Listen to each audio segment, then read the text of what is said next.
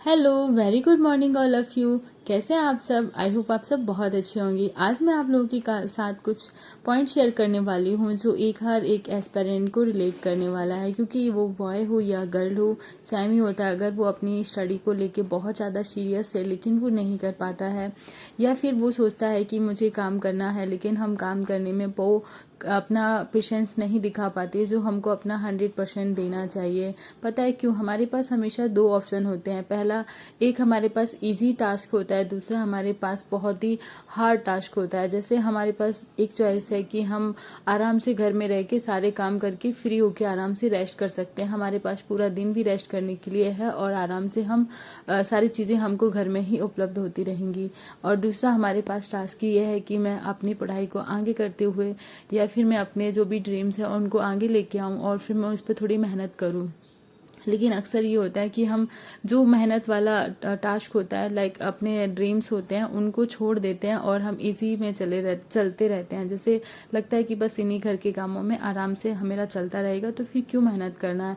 जैसे कई बार लोग सोचते हैं कि अपना वेट कम करें, लेकिन वो स्टार्ट तो कर देते हैं, लेकिन बाद में फिर 2 4 10 या 15 दिन बाद वो उनको लगता है कि नहीं, मैं तो खाना खा लूँ वही अच्छा है, हमसे ज़्यादा दिन बिना मतलब खाने की या फिर डाइट से नहीं रहा जाएगा। तो सेम हम हाउस वाइफ के साथ होता है और सेम जो भी एस्पेरेंट होता है उनके साथ भी होता है, क्योंकि वो पढ़ाई तो स्टार्ट कर देते हैं लेकिन लंबे समय तक वो वहाँ पर टिक नहीं पाते हैं, क्योंकि उन्होंने चॉइस ही सोच समझ के नहीं किया है। ये भी कह सकते हैं या फिर ये भी कह सकते हैं कि कहीं ना कहीं हमने अपनी मेहनत को लगातार नहीं रखा है। बीच बीच में छोड़ने की वजह से या फिर बीच बीच में गलत डिसीजन लेने की वजह से हम अपनी चॉइस पे पूरा आत्मनिर्भर नहीं हो पाते हैं कि हमने जो डिसीजन लिया है हम उसको 100% शेयर कर पाएंगे। और हम सोचने लगते हैं कि ये हमसे काम नहीं हो पाएगा, मतलब कहीं ना कहीं पछतावा होने लगता है। कभी भी ये मत सोचिए कि ये काम हमसे नहीं होगा, क्योंकि आप हर काम कर सकते हैं। या फिर आप हाउस वाइफ हो मेरी तरह, या फिर आप एक एस्पायरेंट हो, या फिर आप लड़का हो या लड़की, ये मैटर नहीं करता, क्योंकि हर चीज़ का एक वक्त होता है।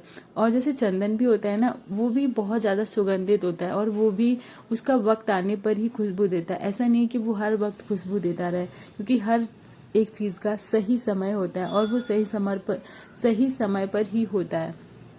वैसा ही विद्यार्थी जीवन होता है। ऐसा नहीं है कि हमेशा रात ही बनी रहे, क्योंकि रात अंधेरी हो सकती है, लंबे समय तक भी हो सकती है कई बार, लेकिन ऐसा अभी तक नहीं हुआ कि एक रात के बाद सुबह नहीं हुई हो।